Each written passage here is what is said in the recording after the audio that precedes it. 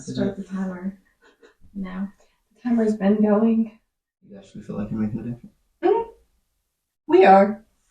Most days. Most days. Most days. There's some days we're wasting our time. Because there's some days these families don't need us. We're knocking on their doors for no reason. 98% of my caseload right now. So do y'all hate those calls that it's just a waste of time? Yes. Yes. Absolutely. Custody battles. Yeah. I hate them. Like, oftentimes, people, they try to put DHR, like, in the middle.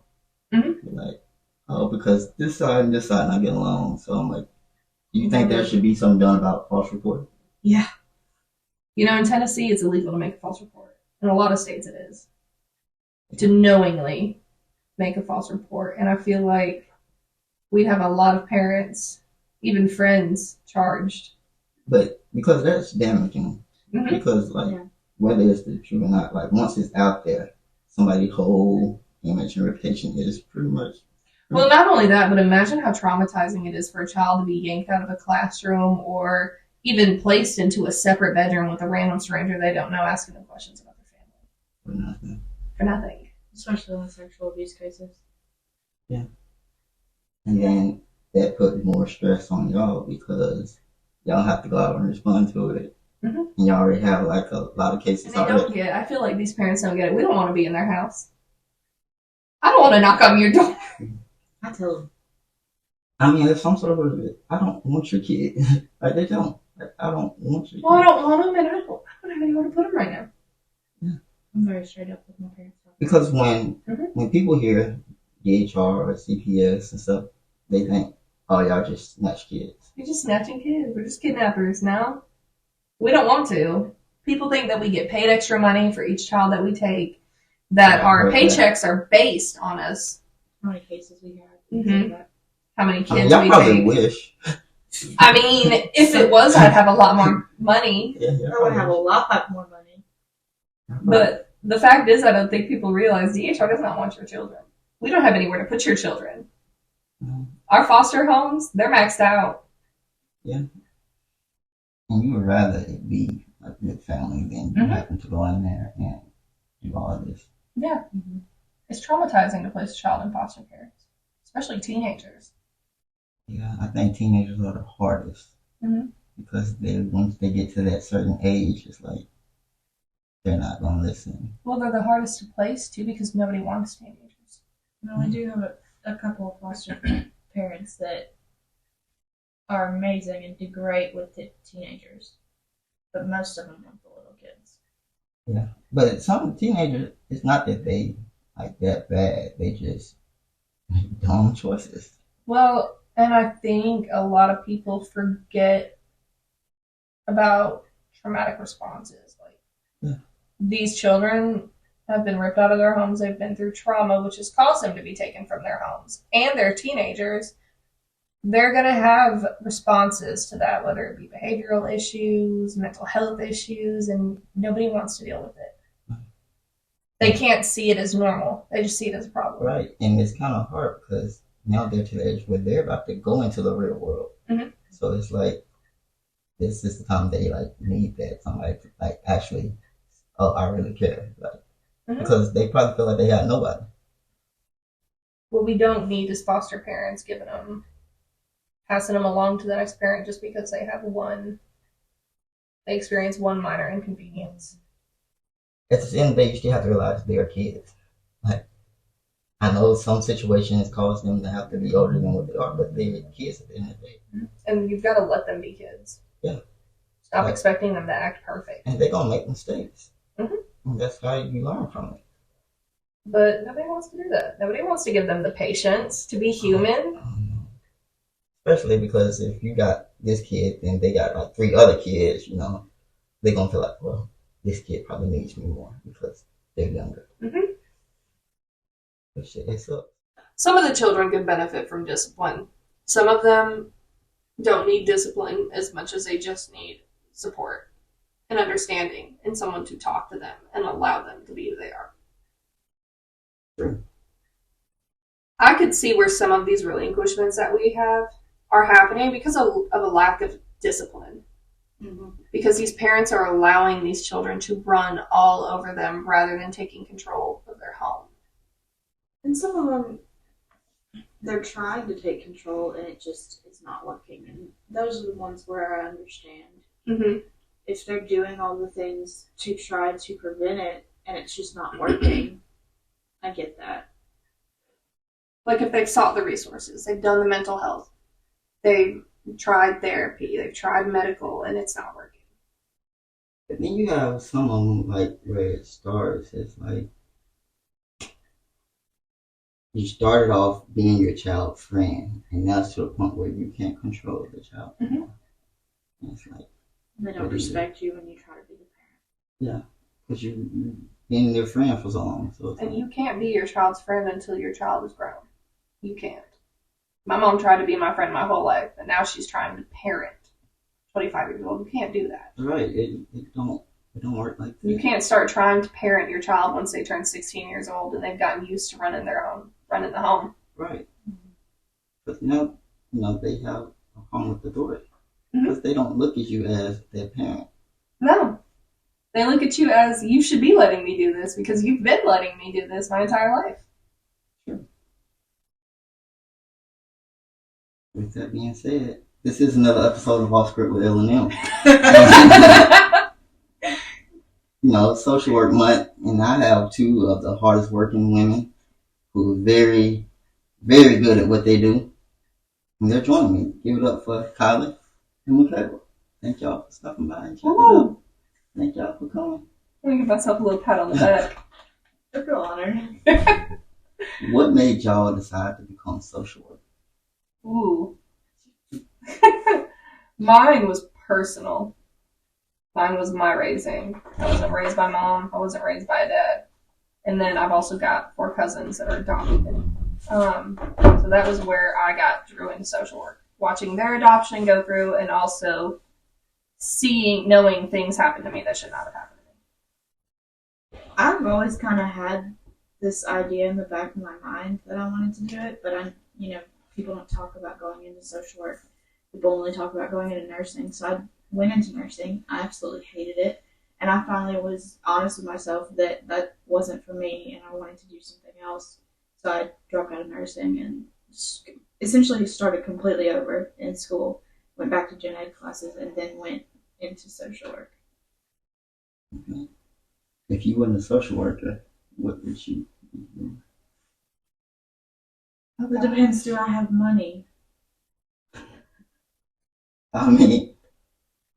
Because if I had money, I would be traveling. I wouldn't be doing anything. If I had money, I would be traveling. I would not be in this country right now. And if you didn't have money? I got no idea. Like, what would be your career choice? I got no idea. I don't know what I'd try. Maybe being a teacher. Would it still be something involving kids? I feel like I could teach high school decently well. I do. What would you teach? What would I teach? Yeah. Definitely not math. It couldn't be math. It'd have to be it couldn't be history either because I can't coach ball teams. To be a history teacher, you have to coach some kind of ball team. I feel like that's a prerequisite to be a history teacher. I think I'd have to be English. Volleyball. You can teach volleyball. I could not teach volleyball. I don't know how to play volleyball. Just tell me to hit the ball. I could coach softball, actually. I did softball for basically my entire childhood up until high school. Science? No, I was really bad at science. I was really bad at science and I was really bad at math. How you bad? If I was not a social worker at DHR or social worker at all, I feel like I'd be a teacher. Whether it's teaching high school students or being a professor. So you would still be involved with kids? Mm-hmm. I have no idea. I have no clue. I tried nursing. I hated it. What about nursing did you hate? All of it. It wasn't anything about so I did the clinicals. None of it grossed me out. It wasn't anything like that. That would take out most people. Yeah, none of that bothered me. It was mainly you have to know so much and you have to know it perfectly or you could Just watch Grey's Anatomy. That is very unrealistic. And if you don't, you could seriously harm somebody, and that freaked me out. Just like the pressure and the responsibility that goes with it. I understand that. Like sticking a needle in a person the wrong way. See, I can do that. I was good at that. Misconception about social work. That it's easy. I feel like a lot of people that aren't in the field think it's an easy field to work in. Or absolutely not. Or that social work is only DHR. Yeah. I mean, unfortunately, we do actually work at DHR, but there's so many, and I didn't realize it until after I was in school, but there's so many different options of what you can do. I don't even know all of them. Mm-hmm. Not a lot of people know that you can be a social worker at a hospital, at a school. You can work at the VA as a social worker. You can work at a police department as a social worker. People don't know that. Yeah, I think when people think of social work, they automatically go to DHR, CPS, CFS. Mm-hmm. That's the first thing to go to is taking kids. But it's so much more than that. Mm-hmm. The way I look at it, y'all are advocates for kids. We just want them to be safe. Yeah, and I don't think people understand that. You have some that be like, okay, now going through it, I understand it. Then you have those who like, they just in my business. Mm-hmm. Those are the ones who like, well, I don't want to be in your business, but I'm here. The way I see it is like, y'all don't ask to come into these people's lives. No. It's like, at the end of the day, y'all have a job to do. Mm-hmm. And you want what's best for the child at the end of the day. And at the end of the day, you want somebody who cares about the job that they're doing in your house rather than somebody who's just there. Doesn't care anymore. Yeah. You get a lot of social workers that get so burnt out, they stop caring. And then, you get a couple of months, you back at the same house. Mm-hmm. And it's like, really? I hate it when that happens. I hate it when I have a conversation with a client and I'm looking at them and I'm like, please, I don't ever want to see y'all again. And that's not a negative thing to say to them because they don't ever want to see me again either. Mm-hmm. 2 months later, it didn't sink in and we're back at their house. I bet. Like, I think people don't realize that our job is dangerous. Whether it's having clients meet us in the office or meeting them up in the field.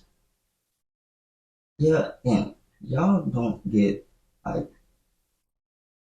probably training when it comes to that. And y'all can't carry any type of weapons to protect yourself. Mm-mm. So, you're at the mercy of PD, who might be out on another call, so now you have to wait for them. Like, I don't think they realize how dangerous, because, you don't know them. Mm-hmm. And then you go into the house, especially if you're taking the child away from them. It's like, and for y'all are, what I've been told, first responders, mm-hmm. but y'all don't get that treatment. Why do you feel like that? People don't recognize us as first responders, honestly, and I get it because DHR is really just now it's becoming more involved. Mm-hmm. Back in the day, Beat Your Kid, DHR never came out. And I think that has a lot to do with why people don't recognize us as first responders. A lot of people don't know that unless you've had us knock on your door at 2 a.m. with law enforcement, they don't know that we're out in the field with law enforcement. They don't know that we're on call and we're answering the phone in the middle of the night the same way law enforcement is, same way fire department does.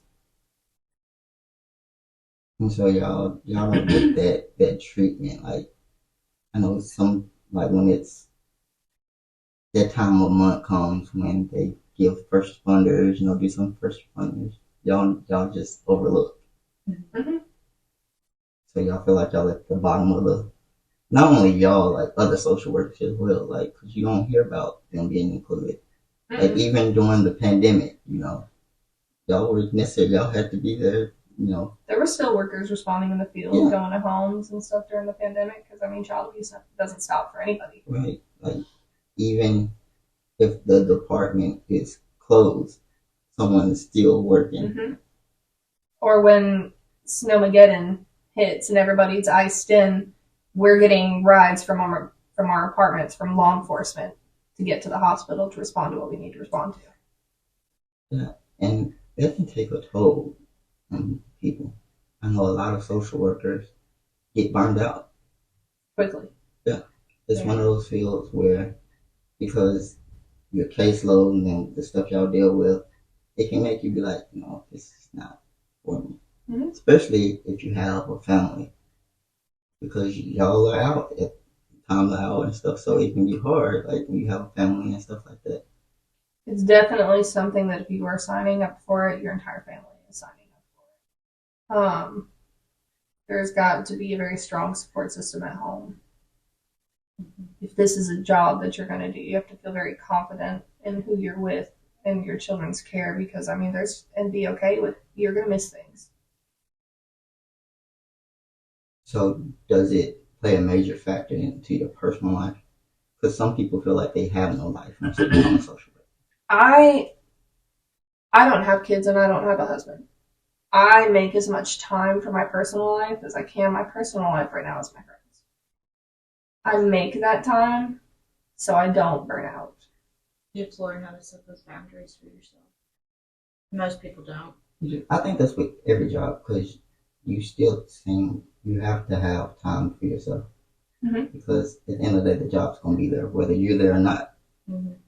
And in your case, like, you're never going to be fully caught up, because there's always going to be another kid.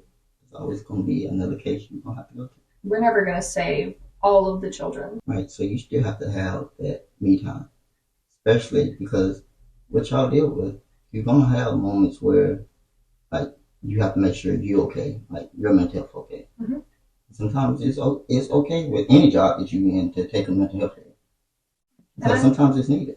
I think that's one of the benefits of working where we work, because we do get that opportunity to take days. Yeah. To just take a whole day off. We collect those comp hours from working over so much, and then we can just take a day off if we need it. And we don't have to worry about if we're going to get paid, or because we have that paid time off because of those hours. But it's also like the department is very understanding of people just needing to take a day. What would you say to somebody who wants to get into this field? The field as a whole? Yeah, social work. I would tell them not to walk into it expecting that they're going to save everybody. Don't walk into it thinking it's sunshine and rainbows, first of all. You're not just, a lot of it, especially on the cases when even if something is happening and the children are disclosing, but then you go to put them in a safe environment and they hate you for it and they get mad. Just don't take it personal. Yeah, you can't take anything personal. You gotta understand, like, people gonna be angry. Mm-hmm. So you expect them to be angry. They're not gonna open the door and be like, come on in, like, something different. Well, and that's a social worker in any field too. Like, you're gonna piss people off. Oh yeah, especially at the hospital and you have to make that call and stuff. Like, they're gonna be mad at you, or you at school, whatever you at, like. Or you're in a hospice care setting and you can't, there's something that patient wants, but it's not what they need. Yeah. Mm-hmm. You're gonna make people mad. Oh yeah, and then they're gonna think that y'all like cops and they're gonna be all agent. Mm-hmm. Yeah. Do you think being an intern versus someone just getting into it help? Yes. Mm-hmm. Absolutely. Yes, absolutely. We saw how bad it could be before we got into it. We knew what we were getting into. And now we have gone through how bad it can be as workers, and we're going through again the worst of what it can be as a worker. But we were ready because we interned and we learned and we trained before those choices ever became ours to make. I know other departments, they don't have like different units. Do you think that's necessary to have different units? I think it is. I think it's necessary to have a separation between what you're doing. I wouldn't be able to keep it straight if I was working investigations and having families open to services and trying to keep that stuff, like get all of their services work to return the kids. I wouldn't be able to keep it straight of what I needed to do on what case. I don't think it's productive to have a CAN worker working a family preservation case. Like, you can't rebuild the family that you pulled apart. when I go in and I remove a child, that family typically does not like me. How can I be expected to put them back together if we're already starting off on a bad foot? Yeah, because they don't want to talk to you. They don't want to see you doing right after you. No. They're also not going to trust that you're doing everything you can to get the kids back into their home. Because you're the one that pulled them out. Oh, yeah. And I know y'all don't take it personal, but they do. Mm-hmm. They take it personal. It's like, it's not. And that's okay. Right. They can take it. I mean, because to them it is personal. Oh, yeah. But at the end of the day, you're still like, I don't know you. Like I said before, I didn't want to come into your life, Mm-hmm. but I'm here now. So we have to do what we got to do. We got to find a way to work it out. So, how good are you at games? It depends on what kind of game. I'm ready. Yeah. I guess. This federal government agency is the largest employer of social workers with a master's degree. Is it the Department of Human and Health Services, the Department of Labor, the U.S. Department of Veterans Affairs, or the General Accounting Office? I want to say the VA. First one. I don't know why I want to say the VA. I don't want to say the VA. I want to say the Department of Human Resources. You would be correct. The VA? The VA has the most with people with master's degrees. Don't ask me why I thought that. I don't know. These social workers played a critical role in modern civil rights movement. Is it Francis Perkins and Eleanor Roosevelt, Harry and Henrietta Moore, Medgar and Merlin Evers, Whitney Young, or Dorothy Heights? None of those names. I'm going to go with Roosevelt just because it's the only one I know. Yeah. I'll roll with that too because this is the only people I know on there. No, it's Whitney Young and Dorothy Heights. That was my second guess. Yeah, I'm sure it was. I'm just gonna bounce off you for these questions. We'll just agree on something. Well, I don't think that's how it works. This best-selling author and social worker has written books to help people address vulnerability, shame, courage, and brokenness. Is it Barbara Scheer, Susan Jeffers, Ethel Hart, or Brené Brown? I'm gonna say Susan Jeffers. It's the last one. Miss Brown? Miss Brown. You are correct. How do you know that? It's, we talked about her in school. I wouldn't bank on it. Jinxed us. This woman This couch jinxed us. is considered the mother of the social work profession and opened Hull House in Chicago to provide social service to the area, which had a large immigration population. Is it Susan B. Anthony, Frances Perkins, Elizabeth Cady Stanton, or Jane Addams? Jane Addams. Y'all both get a point. Told you those facts. Since They just 1963, social workers have followed a set of standards that guided their profession conduct. These standards are called the Social Work Code of Conduct, Code of Ethics, the Social Work Book of Manners, or the Social Work Standard Guidelines. kind of ethics. Actually, the NS. What year was the first social work class offered at a university? Was it 1920 at Howard University, 1861 at Vassar College, 1912 at Cornell University, or 1898 at Columbia University?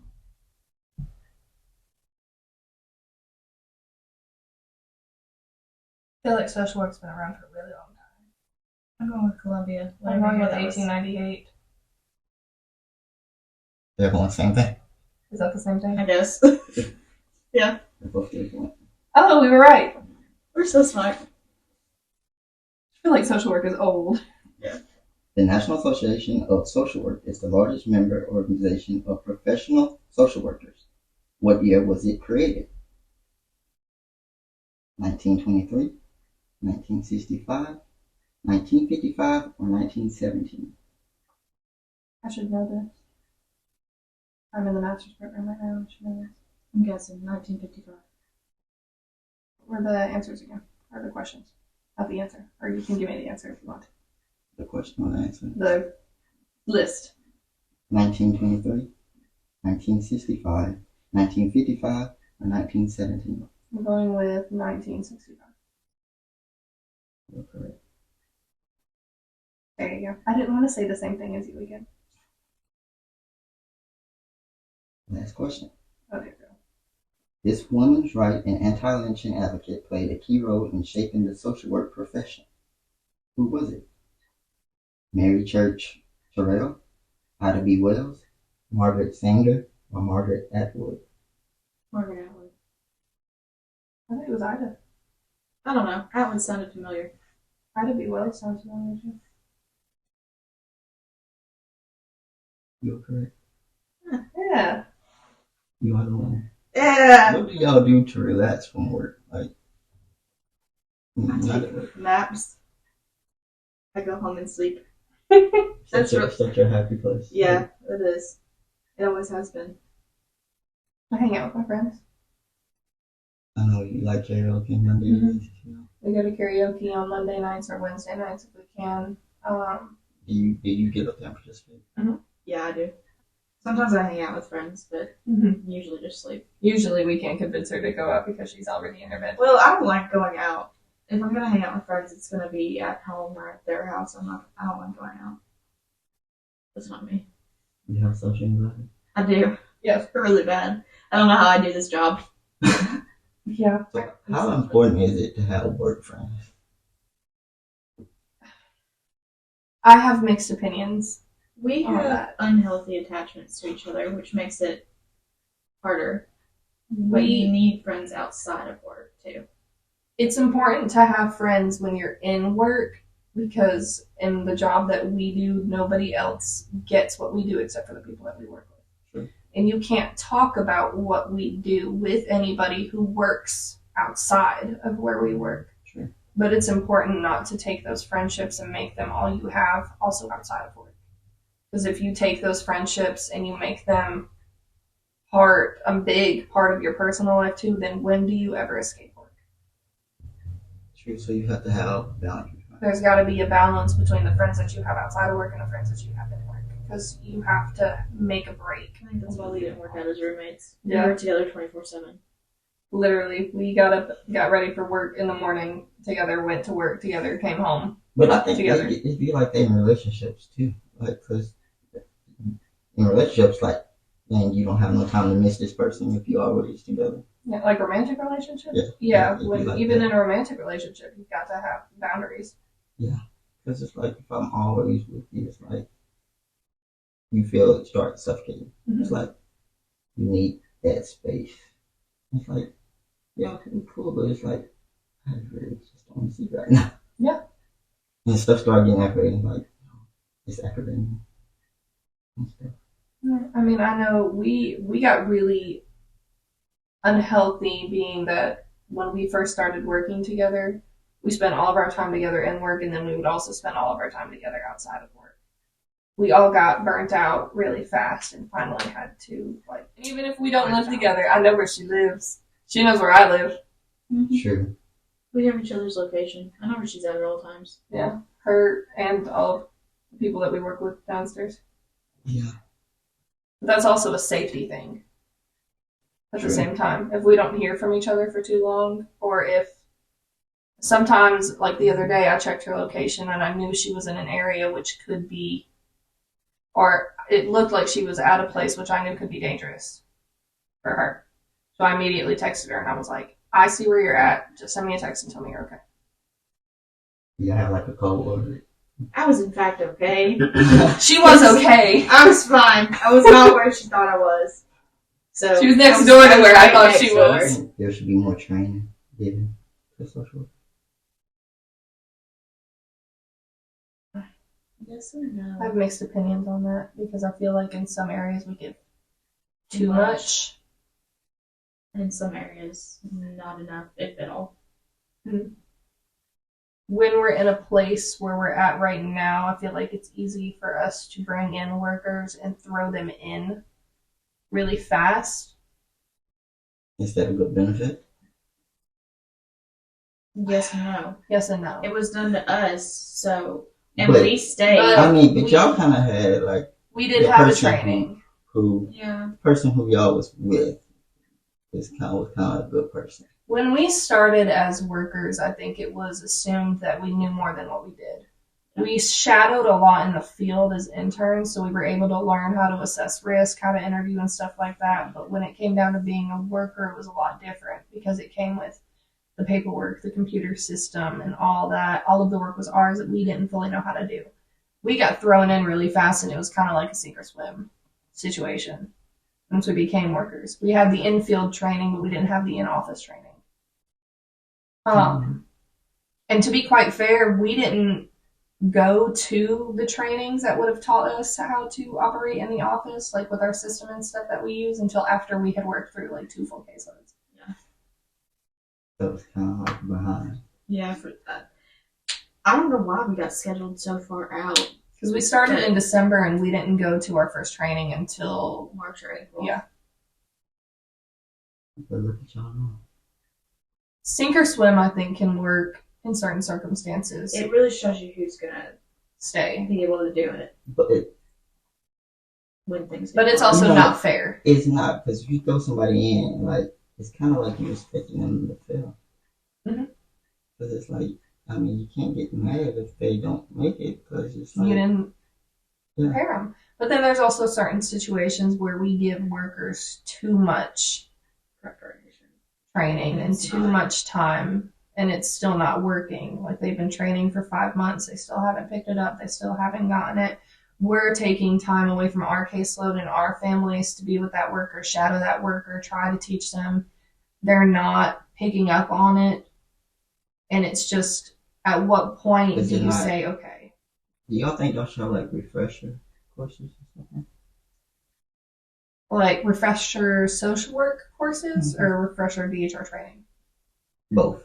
I don't think we need refresher DHR training because we do it's repetitive. We do it so much the same day, every day. I could quit this job for the next 10 years, come back, and fall right back into the swing of it. It's not something that you forget how to do. Social work courses, you don't need a refresher for if you're licensed because you have to do that anyway.